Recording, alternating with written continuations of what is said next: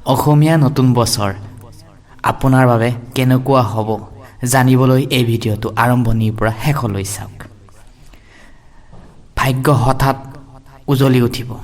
ইনকামৰ ক্ষেত্ৰত লাভ হ'বনে? জীৱনত আহিব ডাঙৰ পৰিৱৰ্তন। কাৰোবাৰ জীৱনত আহিব আকৌ বিশাল সাংঘাতিক পৰিৱৰ্তন। প্ৰিয় দৰ্শক, অসমীয়া নতুন বছৰটোত আপোনাৰ কেনেকুৱা হ'ব? আয়, ব্যয়, চাকৰি, ব্যৱসায়, প্ৰেম, পাৰিবাৰিক জীৱন, শুভ ৰং, শুভ বাৰ, শুভ দিন, শুভ সংখ্যা সকলোবোৰ সোমাই আছে এই ভিডিঅ'টোত।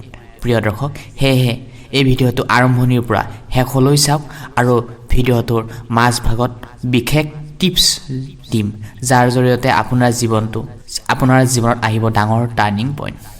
সেয়েহে প্ৰিয় দৰ্শক, ভিডিঅ'টো স্কিপ নকৰাকৈ শেষলৈ চাওক আৰু লগতে কমেণ্ট বক্সৰ জৰিয়তে জনাবলৈ নাপাহৰিবচোন আপুনি কোনখন ডিষ্ট্ৰিক্টৰ পৰা চাই আছে আৰু লগতে আপোনাৰ ৰাশিটো লিখি দিব। আপোনালোকক আটাইকে অসমীয়া নতুন বছৰৰ 2026-27 অসমীয়া নতুন বছৰৰ আন্তৰিক শুভেচ্ছা অভিনন্দন থাকিল আমাৰ ইউটিউব চেনেলৰ তৰফৰ পৰা।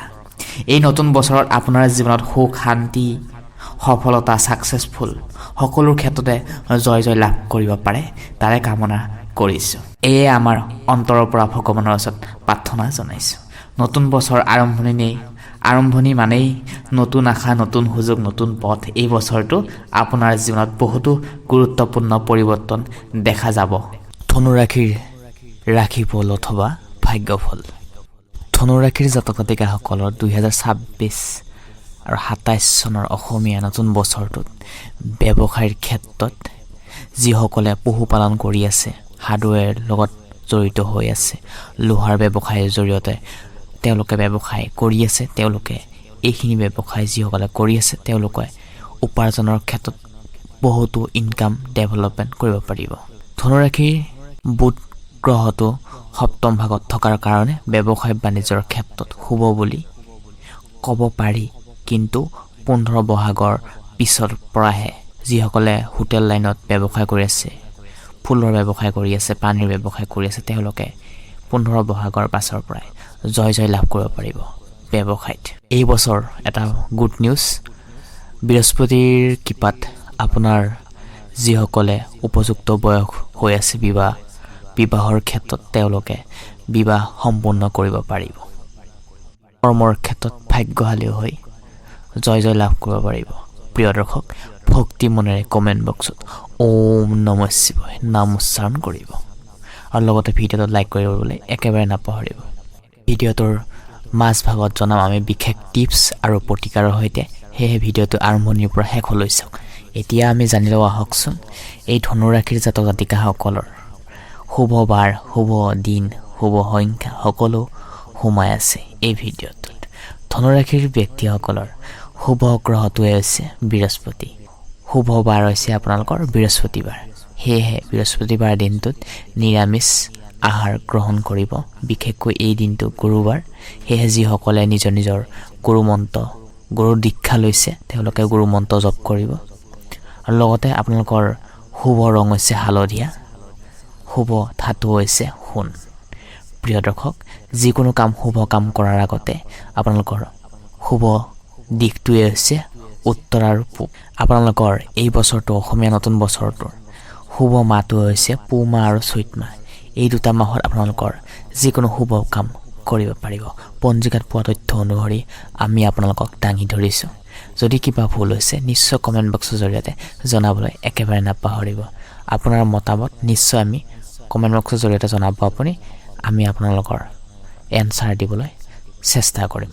প্ৰিয় দৰ্শক, যদি আপোনালোকৰ ধনুৰাশি হয় তেনেহ'লে সম্পূৰ্ণ জীৱন বিশ্লেষণ জন্মৰ পৰা মৃত্যুলৈ আমি ইতিমধ্যে আমাৰ প্লেলিষ্টত বনাই থৈ দিছোঁ, তাতে গৈ আপোনালোকে চাব পাৰে। বিশেষকৈ ধনুৰাশিৰ জাতক জাতিকাসকলে সৌন্দৰ্যৱান, সৎ নিষ্ঠাৰে, চৰিত্ৰৰ মাজেৰে গোটেই জীৱনটো কটাবলৈ বিচাৰে। বিশেষকৈ ধনুৰাশিসকল মহিলাসকল, যিসকল মহিলা আছে তেওঁলোকে মাতৃৰ হৈছে যদি তেনেহ'লে সন্তানৰ লগত তেওঁলোকৰ লালন পালনৰ অধিক সময় ব্যস্ততা থাকিব বিচাৰে মানে নতুন সন্তানৰ লগত। মাংস, মাছ, কণী, মিঠাই খুবেই এওঁলোকৰ প্ৰিয় হয়।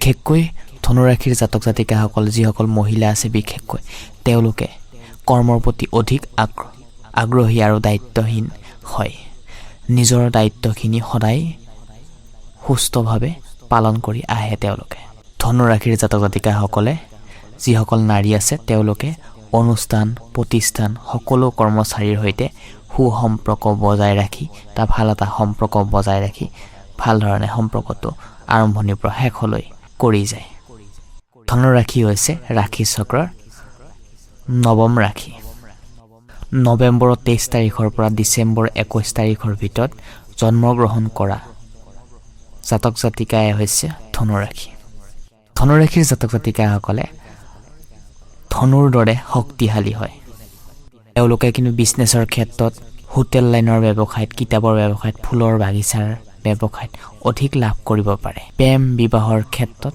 এওঁলোকে কেনেকুৱা ধৰণৰ স্বভাৱ চৰিত্ৰ হয় আৰু এই বছৰটো অসমীয়া নতুন বছৰটো কেনেদৰে পাৰ হ'ব ধনুৰাশিৰ ব্যক্তিসকলৰ বাবে বিবাহৰ যিসকল উপযুক্ত বয়স হৈছে তেওঁলোকৰ গ্ৰহটো হৈছে বুধ গ্ৰহ এই বছৰৰ চতুৰ্থ ঘৰত থকাৰ কাৰণে প্ৰেমে সহায় সহযোগিতা লাভ কৰিব পাৰিব আপোনালোকে হতাৰ ৰিলেশ্যনশ্বিপত সম্পৰ্ক এটা ভাল কৰি আপোনালোকৰ বিবাহৰলৈকে আগবাঢ়ি যাবলৈ পাৰিব গতিকে মিঠাই খুৱাবলৈ সাজু থাকক শুভ সময় আহি আছে প্ৰেমৰ সংযোগ ঘটি বিবাহৰ ক্ষেত্ৰত আগবাঢ়িব 1 শাওনৰ পৰা 1 আহিনৰ পৰা পুনৰ অতি শুভ সময় আহিব ধনুৰাশিৰ জাতক জাতিকা পুৰুষ মহিলা পাৰিবাৰিক ক্ষেত্ৰত ধনুৰাশিৰ ব্যক্তিসকলৰ বুধ গ্ৰহটো চতুৰ্থ ভাগত থকাৰ কাৰণে বছৰৰ আৰম্ভণিতে শুভ কিন্তু নাথাকিব কিছুমান ক্ষেত্ৰত কিন্তু 15 বহাগৰ পাছৰ পৰাই ধনুৰাশিৰ ব্যক্তিসকলৰ পাৰিবাৰিক ক্ষেত্ৰত শুভ সংকেত পাব বিপৰীত লিংগৰ পৰা সহায় সহযোগিতাৰে মৰম চেনেহ বাঢ়িব পৰিয়ালৰ সকলোৰে মাজত উচ্চ আকাংক্ষা চলিব সহায় সহযোগিতা লাভ কৰিব পাৰিব শিক্ষাৰ ক্ষেত্ৰতো মধ্যম থাকিব কিন্তু আপোনালোকৰ শিক্ষাৰ ক্ষেত্ৰতো অনুকূল থাকিব ছাত্ৰ ছাত্ৰীসকলৰ শিক্ষাৰ ক্ষেত্ৰত অনুকূল থাকিব আৰু বিশেষকৈ স্বাস্থ্যৰ ক্ষেত্ৰত সজাগ হ'ব লাগিব যত্ন ৰাখিব লাগিব সমাজত আচাৰ বিবেচনাই আপোনালোকক কিছুমান মানসিক চিন্তাই টৰ্চাৰ কৰি খুলি খাব পাৰে সেয়েহে শক্তিশালী হোৱাটো খুবেই অত্যন্ত জৰুৰী প্ৰিয় দৰ্শক এই বছৰটোৰ অসমীয়া নতুন বছৰটো ধনুৰাশিৰ ব্যক্তিৰ বাবে অশুভ গ্ৰহটো হৈছে বুধ আৰু শনি সেয়েহে আপুনি সঠিক সিদ্ধান্ত লৈ যিকোনো কামৰ ক্ষেত্ৰত আগবাঢ়ি যাওক আপোনাৰ দিনটো শুভ হওক আহিবলগীয়া নতুন বছৰটো আপোনাৰ লগতে আপোনাৰ পৰিয়ালটোৰ মংগল হওক তাৰে কামনা কৰি আজি আমি এই গুৰুত্বপূৰ্ণ ভিডিঅ'টোৰ পৰা বিদায় মাগিছোঁ